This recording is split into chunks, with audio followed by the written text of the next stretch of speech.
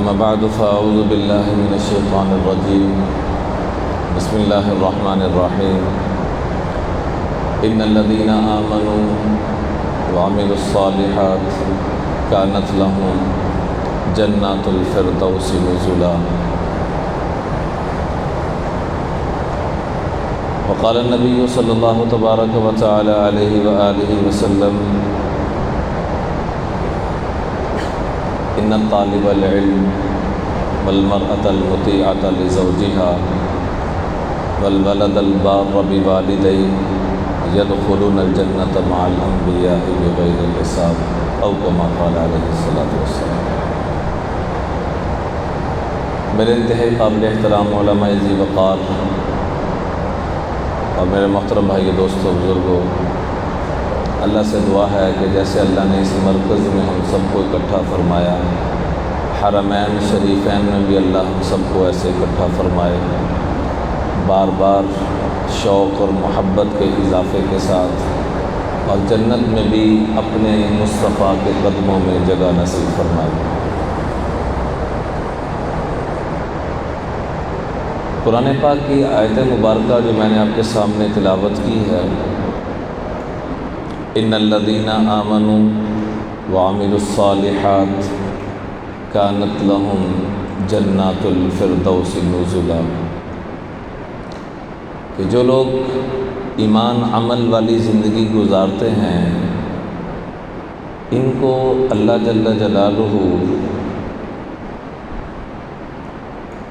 ابتدائی اکرام میں جو چیز پیش کریں گے، جس کو ہم ویلکم ڈرنک بھی کہتے ہیں، کہ مہمان آتا ہے تو آتے سار ہی ہم جو پانی پیش کرتے ہیں، کھانا باقی چیزیں بعد میں ہوتی ہیں، عربی میں اس کو نزل کہا جاتا ہے۔ ہمارے ہاں ابتدائیہ کہہ لیں، ویلکم ڈرنک کہہ لیں، عربی میں اس کو نزل کہا جاتا ہے۔ تو اللہ تعالیٰ فرما رہے ہیں کہ جو اپنی مرضی والی زندگی چھوڑ کر میری مرضی والی زندگی گزاریں گے، ان کو جو نزل ملے گا، ابتدائی اکرام جو ان کو ملے گا، وہ کیا ہوگا؟ لبنۃ من لؤلؤۃ بیضاء ولبنۃ من زبرجدۃ خضراء ولبنۃ من یاقوتۃ حمراء وملاتها المسک وحشیشها الزعفران۔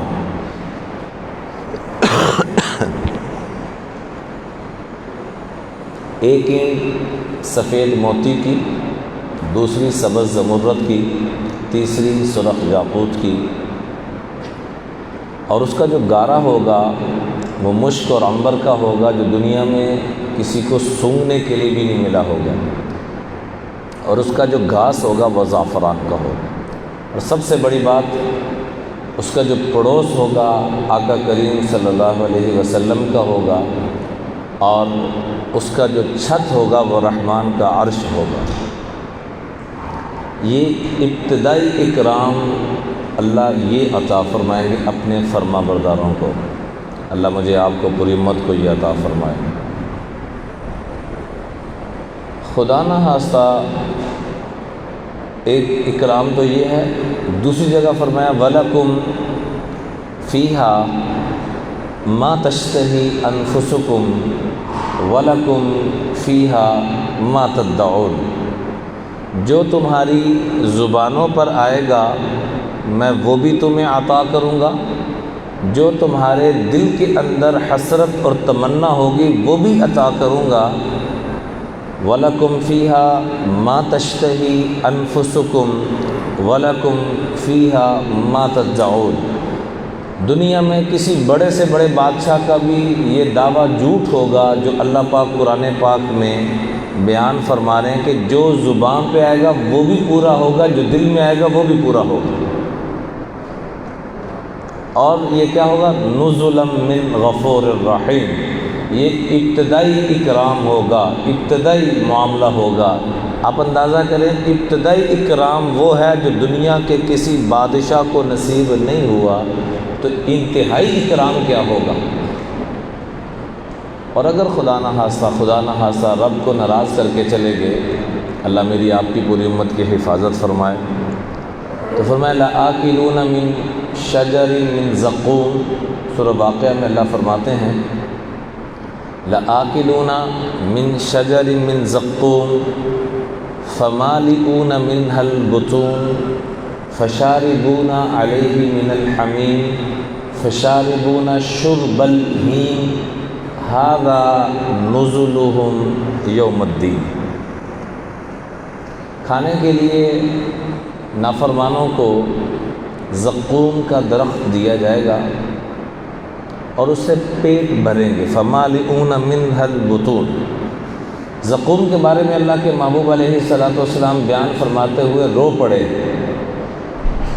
زقوم کی تشریح آقا کریم صلی اللہ علیہ وآلہ وسلم بیان فرماتے ہوئے رو پڑے اور فرمایا لو ان قطرۃ من الزقوم، ایک قطرہ زقوم کا، لو قطرت علی اہل الارض، پوری کائنات میں کہیں پر بھی اس کو آسمانوں سے نیچے گرا دیا جائے، لأفسدت معایشہم، تو رب کعبہ کی قسم پوری کائنات کا معاشی نظام تباہ و برباد ہو جائے، ایک قطرہ۔ اور آپ نے روتے ہوئے فرمایا فَكَيْفَ بِمَنْ يَكُونُ طَعَامُهُمْ، ان کا کیا بنے گا جن کا طعام یہ ہوگا، جن کو کھانے کے لیے یہ ملے گا۔ لَآكِلُونَ مِنْ شَجَرٍ مِّن زَقُّومٍ فَمَالِئُونَ مِنْهَا الْبُطُونَ فَشَارِبُونَ عَلَيْهِ مِنَ الْحَمِيمِ فَشَارِبُونَ شُرْبَ الْهِيمِ ھذا نُزُلُهُمْ یوم الدین۔ یہ پینے کے لیے، یہ کھانے کے لیے، یہ پینے کے لیے کھولتا ہوا پانی کے نیچے کا ہونٹ نیچے اور اوپر کا ہونٹ پیچھے کی طرف چلا جائے۔ وَإِن يَسْتَغِيثُوا يُغَاثُوا بِمَاءٍ كَالْمُهْلِ يَشْوِي الْوُجُوهَ بِئْسَ الشَّرَابُ وَسَاءَتْ مُرْتَفَقًا۔ پینے کے لیے جو پانی مل رہا ہے وہ انسان کی آنتوں کو کاٹ کر باہر پھینک دے گا۔ یہ ابتدائی سزا ہوگی، انتہا سزا کی کیا ہوگی؟ اس لیے جب یہ آیات نازل ہوئیں، سورۃ ہود نازل ہوئی، تو اللہ کے محبوب فرمایا کرتے تھے مجھے ان صورتوں نے پکڑ کے بوڑھا کر دیا، کمر توڑ دی، کہ میری امت کے ساتھ یہ معاملہ بھی ہو۔ میرے عزیزو، الاعتبار بالخواتین، خاتمے کا اعتبار ہوتا ہے۔ رمضان آیا، کل ہم سے رخصت ہو رہا ہے رمضان۔ رمضان کا مقصد کیا ہمیں نصیب ہو گیا؟ حدیث پاک میں تھا رب صائم لیس لہ من صیامہ الا الجوع، بہت سے روزے دار ایسے ہیں جن کو سوائے بھوکا رہنے کے اور کچھ بھی میسر نہیں آتا۔ رب قائم لیس لہ من قیامہ الا السحر، بہت سے شب بیدار ایسے ہیں جن کو سوائے جاگنے کے اور کچھ بھی نصیب نہیں ہوتا۔ ذرا تھوڑا سا محاسبہ کریں، کیا 2 رکعت بھی ایسی نصیب ہوئی ہیں جو ہم رب کی بارگاہ میں پیش کر سکیں؟ ایک سجدہ بھی ایسا ہے؟ وہ ہمارے بڑے جنہوں نے زندگیاں وقف کر دی ہیں، سیدنا صدیق اکبر نماز کے آخر میں کیا پڑھا کرتے تھے؟ اللہم انی ظلمت نفسی ظلما کثیرا، اے اللہ میں نے اپنی جان پہ تو بڑا ہی ظلم کر دیا۔ کیا ظلم کیا؟ نماز ہی تو پڑھی، اے اللہ تیری شہر میں شامل۔ سیدنا عمر فاروق آخری وقت ہے، مدینہ منورہ کی مصلی رسول کی شہادت کی موت مل رہی ہے، اور اپنے چہرے کو زمین پر رگڑتے ہوئے کیا کہہ رہے ہیں؟ ویل لک یا عمر ان لم یغفر لک ربک، اے عمر اگر رب نے معاف نہ کیا تو تیری تباہی اور بربادی۔ یہی حال حضرت عثمان غنی رضی اللہ تعالیٰ کا، یہی حال حضرت علی رضی اللہ تعالیٰ کا۔ آہیں بڑھتے تھے، آہن آہ من قلت الذات، میرے پاس تو زیادہ کچھ بھی نہیں، آخرت کی کرنسی کچھ بھی نہیں۔ میرے محترم بھائی دوستو بزرگوں، رمضان آیا، زندگی میں کتنی مرتبہ آیا، آ کے چلا گیا۔ ہم ذرا اپنے رب سے پوچھیں تو صحیح کہ اے اللہ تو رمضان ہمیں دیتا کیوں ہے؟ جیسے ہم یہاں حضرت جی کے پاس آتے ہیں، ایک مقصد ہوتا ہے، کاروبار کے لیے جاتے ہیں، ایک مقصد ہوتا ہے، کسی شہر میں، کسی ملک میں، رمضان اللہ ہمیں دیتا کیوں ہے؟ تو قرآن نے خود بیان کر دیا لعلکم تتقون، کہ تم متقی بن جاؤ۔ سارے صحابہ نے آقا علیہ الصلوۃ والسلام کے قدموں میں بیٹھ کر تقویٰ سیکھا۔ دو ہستیاں ایسی ہیں جنہوں نے آقا کے کندھوں میں بیٹھ کر تقویٰ سیکھا، حضرات حسنین کریمین۔ تو حضرت حسن سے پوچھا گیا کہ تقویٰ کسے کہتے ہیں؟ قرآن پاک میں 250 مرتبہ تقوی کا ذکر ہے۔ قرآن کی بالکل ابتدائی آیات میں بھی آپ کو تقویٰ نظر آئے گا، الف لام میم ذالک الکتاب لا ریب فیہ ھدی للمتقین۔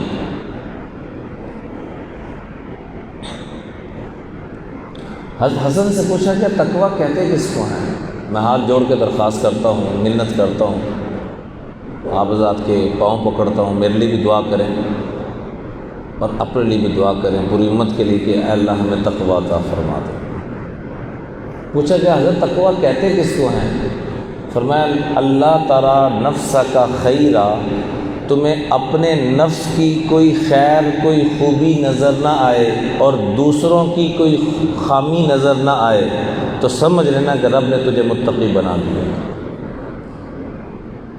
اپنی خوبی نظر نہ آئے، دوسروں کی خامی نظر نہ آئے۔ ذرا آپ بھی دہرا لیں، تقویٰ کسے کہتے ہیں؟ اپنی، سارے فرما دیجیے، اپنی خوبی اور دوسرے کی، اور ہمیں نظر آتا کیا ہے؟ دوسروں کی خامیاں، اور بولے تو صحیح اپنی خوبیاں۔ میں بہت بڑا حضرت صاحب، میں بہت بڑا شیطان ہوں، اس کا مطلب یہ ہے۔ میں بہت بڑا نیک آدمی ہوں، اس کا مطلب ہے میں بہت بڑا فرعون ہوں، یہ مطلب ہے۔ انانیت کا دعویٰ تو نافرمانوں نے کیا، جس کا تذکرہ قرآن پاک میں کیا، ہم نے بھی وہی دعوے شروع کر دیے۔ سورہ نجم میں اللہ فرماتے ہیں لا تزکوا انفسکم، لا تزکوا انفسکم هو اعلم بمن اتقى، اپنی صفائیاں مت پیش کیا کرو، مجھے پتہ ہے تم میں سے کون کتنے جگہ گئے، اللہ کو تو سب پتہ ہے۔ اپنی صفائیاں نہ پیش کیا کرو، هو اعلم بمن اتقى، میں جانتا ہوں کہ تم میں سے کون کتنے پانی میں۔ اس لیے یہ درخواست ہے، گزارش ہے، منت ہے کہ میرے لیے بھی دعا کریں کہ اللہ اس ماہ مبارک میں اسے بھی تقویٰ عطا فرما دے، ہمیں بھی تقویٰ اعلیٰ درجے کا عطا فرما دے، پوری امت کو تقویٰ عطا فرما دے۔ آج سے ہم نے دوسروں کے لیے وکیل صفائی بننا ہے، وکیل صفائیاں پیش کرتا اور اپنے لیے جج بننا ہے۔ جج کیا کرتا ہے؟ فیصلے سناتا ہے۔ تو ہم نے آج کے بعد فیصلے سنانے ہیں تو اپنی ذات کے فیصلے، تو ایسا ہے، تو ایسا ہے، تو ایسا ہے، تو ایسا ہے، اور دوسروں کی وکالت کرنی ہے، صفائی بیان کرنی ہے۔ ایک اللہ والے تھے، وہ ہر چیز میں خوبی کو ڈھونڈتے تھے، خوبصورتی نکالتے تھے۔ ایک مرتبہ ایک آدمی نے ان کا امتحان لینے کے لیے ان کا بازو پکڑا اور باتیں کرتے کرتے کرتے ایسی جگہ پر لے گئے جہاں کچرے کا ڈھیر تھا اور وہاں ایک مردار جانور پڑا ہوا تھا اور جسم اس کا پھٹ چکا تھا۔ اب یہ بندہ دیکھنا چاہ رہا ہے کہ اس میں کیا خوبی نکالیں گے، تو دیکھتے ہی فرمایا کیا اس کے موتیوں کی طرح دانت چمک رہے ہیں۔ اندر چمکا ہوا تھا نا اپنا، جس انسان کا اندر اپنا چمکا ہوا ہوتا ہے اس کو ہر ایک چیز چمکتی ہوئی نظر آتی ہے۔ جو خود صاف ہوتا ہے اس کو دوسرے صاف نظر آتے ہیں، جو خود متقی ہوتا ہے اس کو سارے متقی نظر آتے ہیں، جو خود چور ہوتا ہے اس کو سارے چور نظر آتے ہیں۔ اکثر ہم ایک جملہ بولتے ہیں لوکاں دا کی بنے گا، لوگوں کا کیا بنے گا؟ لوگ تباہی بربادی کی طرف جا رہے ہیں، لوگ ہلاک ہو گئے، لوگ تباہ ہو گئے۔ حدیث پاک میں آتا ہے ایسا جملے کہنے والا خود تباہ و برباد ہو جاتا ہے۔ تجھے کس نے جج بنایا؟ پتہ نہیں کون سا بندہ کب توبہ کر لے، تو ایسے کہہ رہا جا رہا ہے کہ لوگ تباہ و برباد ہو گئے۔ سارے اچھے ہیں، تو اچھا نہیں ہے۔ سارے کیا ہیں؟ سب اچھے ہیں، کون اچھا نہیں؟ خالی میرے بارے سے نہ کہہ دیو، اپنے بارے سے بھی کہہ لو۔ ہاں جی، سب اچھے ہیں، خالی میں اچھا نہیں۔ میرا مطلب ہے نہیں کہ سارے تجھے منو کہنے لاپو، میں تو ہوں ہی برا۔ اللہ مجھے بھی پاکیزگی تقویٰ عطا فرمائے، ہمارے اکابرین کے جوتیاں سیدھا کرنے کے صدقے سے اللہ آپ کو بھی عطا فرمائے، اللہ پوری امت کو عطا فرمائے۔ میں نے مختلف اکابرین کے قدموں میں بیٹھ کر جو ایک چیز سیکھی وہ یہ کہ اللہ ہر گناہ میں پھنسے ہوئے کو نکال دیتے ہیں سوائے ایک گناہ میں پھنسے ہوئے، باقی جس گناہ میں بھی کوئی مبتلا ہے، تھوڑا سا بھی احساس ہو، بیٹری چل رہی ہو، اللہ نکال دیتے ہیں تھوڑا سا۔ لیکن ایک چیز، ایک بیماری والا، وہ بیماری کیا ہے؟ دوسروں کے عیب تلاش کرنا، دوسروں کی خامیاں دیکھنا۔ حضرت صاحب کے اے خامیاں، جنرل صاحب کے اے خامیاں، وزیر اعظم کے اے خامیاں، پولیس سے اے خامیاں، فلانے کے اے خامیاں۔ چھوڑ دو بھائی، میری قبر میں جاتے ہی مجھ سے میری خوبیوں کا پوچھا جائے، تو کیا خوبیاں لے کر آیا؟ ربوبیت لے کر آیا دل کے اندر؟ رسالت سجا کر آیا اپنے جسم کے اوپر؟ دین کی خدمت کر کے آیا؟ تو مجھ سے تو یہ پوچھا جانا ہے، یہ کہاں لکھا ہوا ہے کہ قبر میں جاتے ہی پوچھا جانا ہے تم نے پاکستانیوں کے کس کس کے عیب نکالے تھے، وہ ذرا بتاؤ، تمہیں ثواب ملے گا، نیکیاں ملیں گی۔ علامہ ابن حجر عسقلانی رحمۃ اللہ علیہ، جنہوں نے بخاری کی شرح لکھی ہے، فرماتے ہیں کہ ان سے پوچھا گیا کہ قرآن پاک کی آیت مبارکہ ہے ادعونی استجب لکم، جو دعا مانگو گے میں تمہیں ضرور عطا کروں گا۔ یہ قرآن پاک کی آیت ہے نا، وقال ربکم ادعونی استجب لکم، جو دعا مانگو گے عطا کروں گا۔ وَإِنَّا نَدْعُو فَلَمْ يُسْتَجَبْ لَنَا، ہماری دعائیں تو قبول نہیں ہو رہی۔ فرمایا تمہاری دعائیں قبول ہوں گی بھی نہیں جب تک وَاشْتَغَلْتُمْ بِعُیُوبِ غَیْرِکُمْ وَتَرَکْتُمْ عُیُوبَ أَنفُسِکُمْ، جب تک دوسروں کے عیب دیکھتے رہو گے تمہاری دعائیں رب کعبہ کی قسم کبھی بھی قبول نہیں ہوں گی۔ چاہے تم بیت اللہ کا غلاف پکڑ کے رو رہے ہو، چاہے حجر اسود میں منہ دیکھ کے رو رہے ہو، جب تک وَاشْتَغَلْتُمْ بِعُیُوبِ غَیْرِکُمْ وَتَرَکْتُمْ عُیُوبَ أَنفُسِکُمْ، جب تک اپنے عیب دیکھنا نہیں شروع کرو گے اور دوسروں کی خوبیاں دیکھنا نہیں شروع کرو گے، رب تمہیں تمہاری دعاؤں کی طرف نہیں دیکھے گا۔ حضرت جنید بغدادی رحمۃ اللہ علیہ وقت کے ولی اور بلکہ ہزاروں اولیاء کو اللہ نے جن کو ولی بنانے کا ذریعہ بنایا، بہت بڑی ہستی تھی۔ ایک جنازے میں شرکت کے لیے تشریف لے گئے تو باہر ایک فقیر کو دیکھا مانگتے ہوئے۔ غیبت کسے کہتے ہیں؟ میری ایک کمی آپ کے سامنے آئی یا آپ کی کمی میرے سامنے آئی اور میں اس کمی کو دوسرے کو ذکر کر رہا ہوں آپ کی عدم موجودگی میں۔ غیبت غیاب سے ہے، اور غیبت غیاب سے فا کے فتح کے ساتھ اگر اس کو لیا جائے تو اس کا مطلب ہے قبرستان۔ غیاب فا کے فتح، غین کے فتح کے ساتھ لیا جائے تو غیاب کا مطلب ہے قبرستان، کہ جہاں غیبت ہوتی ہے وہاں انسان زندہ نہیں ہوتے، وہاں مردے ہوتے ہیں، وہ چاہے گھر میں ہو، چاہے وہ کسی مرکز میں ہو، چاہے وہ کسی مسجد میں ہو۔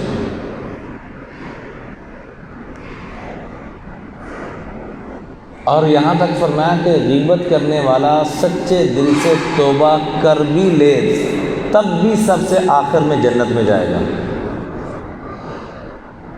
سچے دل سے توبہ کر لے، باز آ جائے، تب بھی سب سے آخر میں جنت میں جائے گا۔ اور اگر باز نہ آیا، آٹو چلتے چلتے دنیا سے چلا گیا تو ڈائریکٹ آٹو دوسری طرف جائے گا۔ دوسرا سمجھ ہے؟ تو حضرت جنید غیبت کہتے ہیں کہ کسی کی کمی، آپ کی کمی میرے سامنے، میں ایک اور بائی سے ذکر کر رہا ہوں۔ ابھی انہوں نے کمی کسی کے ساتھ ذکر نہیں کی، صرف کمی کو دیکھا۔ کیا دیکھا اور اللہ کی طرف سے کیا پکڑائی، وہ ذرا سنیے۔ غیبت کی تعریف سمجھ میں آ گئی کہ آپ کی کمی میرے سامنے آئی، پہلے دل میں آتی ہے، دل دماغ میں، پھر ہی زبان پہ آتی ہے نا، پھر آپ کا تذکرہ میں کسی سے کر رہا ہوں۔ حضرت جنید بغدادی نے بھی آدھا کام کیا۔ آدھا کام کیا کیا کہ جنازہ پڑھانے کے لیے تشریف لا رہے تھے، فقیر کو دیکھا کہ بھیک مانگ رہا ہے، تو دل میں آیا کاش یہ در در پہ مانگنے کی بجائے ایک سے مانگ لیتا، بات بھی صحیح تھی، لیکن چونکہ کمی تھی تو اللہ کو یہ بھی پسند نہیں آیا۔ رات کو جب سوئے تو خواب میں کیا دیکھتے ہیں کہ ایک جنازہ لایا گیا، ڈیڈ باڈی، اور لا کے ان کے سامنے رکھا گیا۔ جب دیکھا تو وہ اسی فقیر کا جنازہ تھا۔ تو جنازہ لانے والے کیا کہہ رہے ہیں؟ بڑے بزرگ بنی پھرتے ہیں، مردہ گوشت کھائیے، آپ کے لیے آ چکا ہے، مردہ گوشت کھائیے کے لیے آ چکا ہے، اس کی لاش کو کھا لیں آپ۔ بڑے بزرگ بنی پھرتے ہیں، کہا جی میں تو مردہ نہیں کھاتا، کہ دل میں کیا کھایا آپ نے؟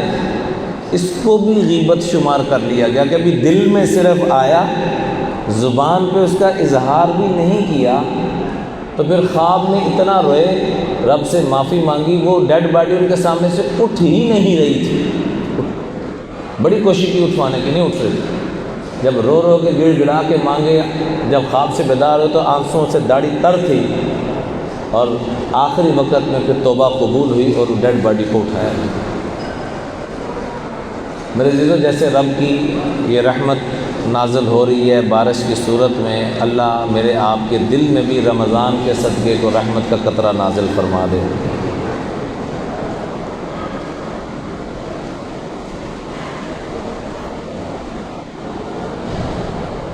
تو نیت کرتے ہیں سارے بھائی، آج کے بعد کسی کی خامی نیت کرنے سارے بولیں انشاءاللہ، آج کے بعد کسی کے عیب، آج کے بعد کسی کی کمی، مجھ سے جب پوچھے ہاں دعوت دیں، ہر ایک کو دعا کریں، ہر ایک کے لیے اللہ پوری امت کے اوپر وہ خوبیاں جو تو چاہتا ہے، تیرے محبوب چاہتے ہیں، وہ مجھے بھی نصیب فرما، پوری امت یہ دعائیں کریں، اس کے تذکرے کریں۔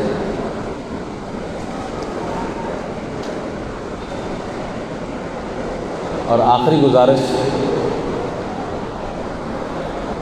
کل کی رات جس کو ہم چاند رات کہتے ہیں، حدیث پاک میں آتا ہے یہ لیلۃ الجائزہ، انعام کی رات ہے، بعض حضرات نے تو اس کو طاق راتوں سے بھی افضل کہا ہے۔ فرمایا جو آدمی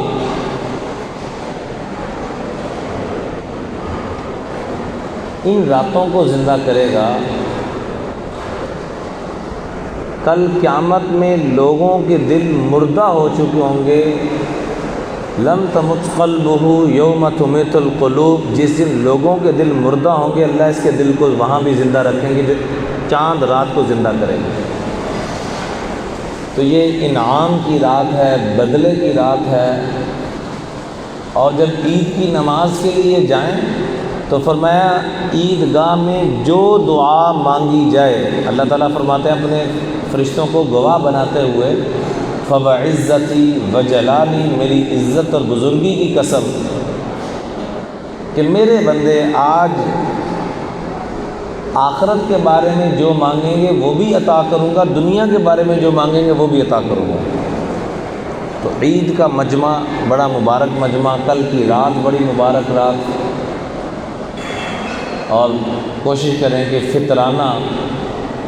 فطرانہ اس دفعہ کھجور کی بجائے، آٹے کی بجائے، گندم کی بجائے ہم کشمش والا 2000 کے قریب فطرانہ بنتا ہے، وہ ادا کریں۔ دوسروں کی خوشیوں کو جتنا ہم اہتمام سے پورا کرنے کی کوشش کریں گے، اللہ تعالیٰ اپنی شیان شان مجھے آپ کو خوشیاں عطا فرمائے۔ ایک اللہ والوں کے پاس ایک شخص آیا اور آ کے کہنے لگا حضرت میرے اوپر قرض ہے 5000 روپیہ مثال کے طور پر. تو حضرت نے پرچی لکھی اور اس کو دے دی. کہا میرے خزانچی کے پاس چلے جاؤ وہاں سے لے لو. تو پرچی پکڑاتے ہوئے کہا حضرت مجھے یہ 5000 دے دیں. انہوں نے جب دیکھا تو اندر 10,000 لکھا ہوا تھا. کہا ادھر 10,000 لکھا 5 کہنا. حضرت سے پوچھیں کہ کیا کرنا ہے. واپس گیا, حضرت نے وہ پرچی پھاڑ دی, نئی پرچی بنائی, اس پہ لکھا اس کو 20,000 دے. اور نیچے ایک حدیث کا مفہوم لکھا کہ جو بندہ دوسرے کی توقع سے بڑھ کر اس کے ساتھ اکرام کرتا ہے اللہ اس کی توقع سے بڑھ کر اس کا اکرام فرماتا ہے. اب اس کو 5,000 مانگا, اس کی توقع تو ہو گئی تھی, 10,000 کر دیا. اب جب اس نے 10,000 دے دیا, اس کی توقع ہو گئی تھی, اب 20,000 کر دیا. جو دوسروں کی توقع سے بڑھ کر اس کے ساتھ یہ معاملہ کرے گا اللہ جل جلالہ اس کی سوچ سے بڑھ کر اس کے ساتھ اکرام کریں گے. ہم اکرام مالی معاملات کو سمجھتے ہیں, مالی معاملات سے بھی بڑھ کر جو جذبات کا اور احساسات کا, محبت کا انداز, یہ مال سے بھی زیادہ اللہ کے ہاں رتبہ اور مقام رکھتا ہے. بیوی بچوں کو سختی کے ساتھ دین پہ لانے کی کوشش نہ کریں. حضرت نوح علیہ السلام کی بیوی کفر پر تھی, گزارا کیا. میں ایک دفعہ اپنے استادوں کے پاس گیا, جی میری نئی شادی ہوئی اس وقت. میں نے کہا جی استاد جی بیوی بعض دفعہ تسبیحات یا تلاوت نہیں کرتی تو سختی کر لیا کریں. تو کوئی 1 گھنٹہ مجھے سمجھایا مختلف مثالیں دے کے کہ بیٹا سختیوں سے دین نہیں آتا, محبتوں سے دین آتا ہے. خود کرو, آپ کو دیکھ کر وہ عملاً متاثر ہوں. اللہ کے محبوب علیہ السلام تو اپنے گھر والوں کا اس حد تک احساس کرتے تھے کہ امی جان امی عائشہ سوئی ہوتی اور آپ نے تہجد پڑھنی ہوتی تو پنجوں کے بل چل کے جاتے کہ پورا پاؤں نیچے لگے گا, ممکن ہے اس آہٹ سے عائشہ کی آنکھ نہ کھل جائے, میری بیوی کی آنکھ نہ کھل جائے. تو میرے عزیزو گزارش ہے کہ اپنی ذات کے اعتبار سے اتنی ترقی کریں جیسے ہم اپنے اکابرین کے پاس آتے ہیں فیض یاب ہونے کے لیے, ڈرپ لگوانے کے لیے روحانیت کی, تو ہم اتنی روحانیت لیں کہ ہمارے بیوی بچے ہمیں دیکھ کر متاثر ہوں نہ کہ متنفر ہوں. گفتگو کا انداز ایسا ہے یا تو آپ کسی کے دل میں اتر جاتے ہیں یا آپ کسی کے دل سے اتر جاتے ہیں. فیصلہ خود کر لیں کیا کرنا ہے. گفتگو کا انداز یا تو آپ کسی کے دل میں اتر جاتے ہیں یا دل سے اتر جاتے ہیں. بچوں کی تربیت کی فکر کریں. پرندے ہم سے سمجھدار ہیں, اپنے بچوں کو پرواز سکھاتے ہیں, گھونسلے بنانا نہیں سکھاتے. بچوں کی تربیت کریں, اور تربیت ہمیشہ محبت پیار سے, خاص طور پہ جو دن بدن معاملات چل رہے ہیں اس میں اور زیادہ شفقت کی ضرورت ہے, اور زیادہ پیار, دوست بنانے کی ضرورت ہے. حدیث پاک کہتا ہے باپ کا ابن رحیم, باپ جو ہوتا ہے وہ انتہائی رحیم اور شفیق ہوتا ہے, اور اس کو شفقتوں کے ساتھ ہی پیش آنا چاہیے. اولاد کو بھی آنا چاہیے, ماں باپ کو بھی آنا چاہیے. اللہ سے دعا ہے کہ اللہ تعالی ہم سب کو یہ ساری خوبیاں عطا فرمائے. آخر میں ایک حدیث عرض کر کے بات کو ختم کرنا چاہوں گا. اللہ کے محبوب علیہ السلام نے فرمایا مومن کی 5 نشانیاں ہیں اور منافق کی 4 نشانیاں ہیں. منافق کی پہلی نشانی یہ بیان فرمائی کہ جب وہ جھگڑے کا معاملہ ہو جائے تو وہ گالی گلوچ پہ آ جاتا ہے. نہیں, اگر ہم جھگڑا کرتے ہو گالی گلوچ پہ آ رہے ہیں تو سمجھ لیں کہ 25 نمبر ہمارے پورے ہیں منافقت کے. بات کرتا ہے تو جھوٹ کرتا ہے, وعدہ کرتا ہے تو پورا نہیں کرتا, اور امانت رکھوائی جائے تو خیانت کرتا ہے. اس کے مقابلے میں مومن کی 5 خوبیاں بیان فرمائیں. فرمایا جو مومن ہوگا مرتے دم تک طالب علم ہوگا, مومن جو ہوگا اس کی زبان اور عمل سے کسی کو تکلیف نہیں پہنچے گی۔ صحابہ قسمیں کھا کے کہتے تھے اللہ کی قسم ما آذیت احدا بلسانی، میری زبان سے آج تک کسی کو تکلیف نہیں پہنچی۔ ہم قسم کھا کے کہہ سکتے ہیں کہ آج تک ہماری زبان سے بچا کوئی نہیں۔ اس زبان کی لگائی ہوئی آگ ساتوں سمندر مل کر نہیں بجھا سکتے، اور اس کا ایک میٹھا بول ساتوں کڑوے سمندروں کو بھی میٹھا کر دیتا ہے۔ تیسری صفت، چہرے کے اوپر اس کا نور ہوگا، حشاشت بشاشت ہوگی، محبت کی کیفیت ٹپکتی ہوئی نظر آئے گی، منہ تے 12 نہیں بجے ہونے۔ اور ہمارے بزرگ فرمایا کرتے 2 دن ذکر کر لینے، 2 دن تہجد پڑھ لینے، پھر آسمانوں کو ویکھ دینے، وہی کدو اترے گی۔ 2 دن ذکر کر لیا، 2 دن ماشاء اللہ کو گھنٹہ دعا مانگ لی، ہوں اتنے دیکھ دیں ہاں جی وہی کدو نازل ہونی میرے تے، میں واہ ہی اتنے پہنچ گئے، اے نہیں پتہ کہ واہ تھلے پہنچ گئے۔ تو پہلی صفت ایمان والے کی کیا ہے جی؟ طالب علم۔ ہم سب نیت کر رہے ہیں کہ ہم نے مرتے دم تک کیا بننا ہے جی؟ طالب علم۔ نمبر 2، ہماری زبان اور عمل سے کسی کو تکلیف نہیں پہنچے گی، اور نمبر 3، ہمارے چہرے پہ محبتیں ٹپکتی ہوئی، ہمارے رویوں سے محبتیں ٹپکتی ہوئی نظر آئیں گی،